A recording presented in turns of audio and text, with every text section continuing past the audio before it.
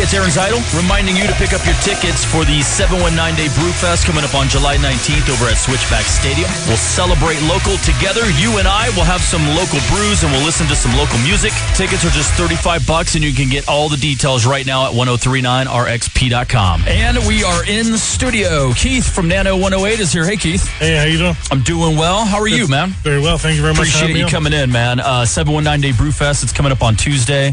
It makes perfect sense to celebrate local with all the local breweries that are in town. You guys are going to be a part of our second hand. You were there last year as well. That's correct, yep. And you're going to be out for the second one. I was just saying, after last year, I went down and bought a couple of growlers, which I always have a hard time remembering what that is, from Nano, because I really enjoyed you guys' beer. Whatever you brought out last year was very tasty. Yeah. And you were saying that you guys have growlers and you have Crowlers, which is a canned version of the growler. Yeah, that's right. Due to demand, people came in during the holidays, especially 4th of July and weekends, and wanted to go boating and wanted to have fun and wanted to take those beers to go. And they were like, hey, what kind of cans do you have?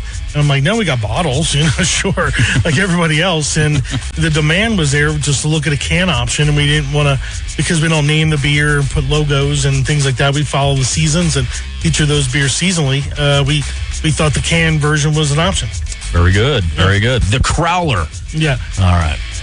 Let's talk a little bit about the brew, man. How long you been brewing beer? Oh, goodness. About 20 years or more. And my background is management in restaurants and breweries and things like that. And I knew a lot about the business, and that's pretty much what I did. And I always hats off to people that go from whatever they do, normal life or retired military, to do a brewery, because must be challenging. That's what I've always done. I've enjoyed the people, management, the profit and loss statements, all that kind of stuff.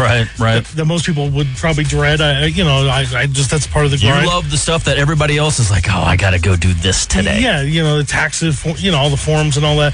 That's just stuff, me and my partners, realize have to be right and to be correct. And when you started brewing, when you got into the business, did you have recipes already, or is this something that you had to kind of search out? And really, when it comes down to the recipes, how much of the recipes that you started with do you still carry today? Yeah, that's funny you ask, because I commonly talk to people today, and they've been like, hey, I brew for 3 to 5, 7 years, whatever.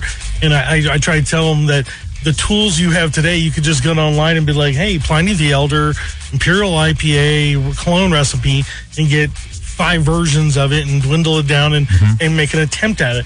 There was no such thing. You would have to go to a homebrew shop. He would give you his recipe. Even Dwayne here, Rocky Mountain, when he had his homebrew shop, was famous for, here's a recipe for a red or a blonde or a brown. Right. And they were basic beers. Today, people want to brew, cucumber saisons, like whatever. They're like, hey, the Trinity, beer is so great, I want to try it at home. They go home and try that. Right. Right. Hats off to them, but we're in a modern age. I come from an era that you go to a brewery, taste the beer, you'd ask every bartender, what kind of hops you guys using? If you go home and try to make it. And the answer is very few. Our East Coast Original Gangster beer we were talking about earlier on Kilo, is a beer that from the 90s. And it was something I drug with me, and it came out at the tap room in 2014. And we've been brewing it every year in slight versions, and it's a hit. Yeah.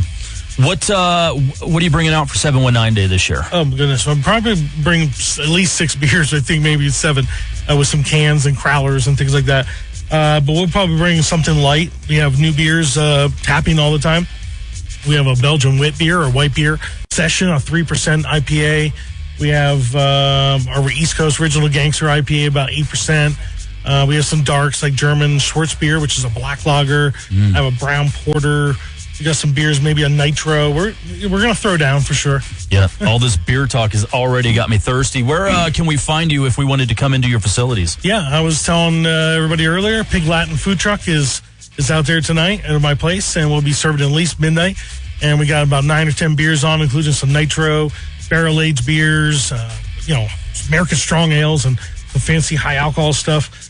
And we'll have the inside and outside service, and we're on North Powers, right before Constitution on Waynoka Road, 2402 Waynoka Road, and Facebook, Nano 108 Brewing.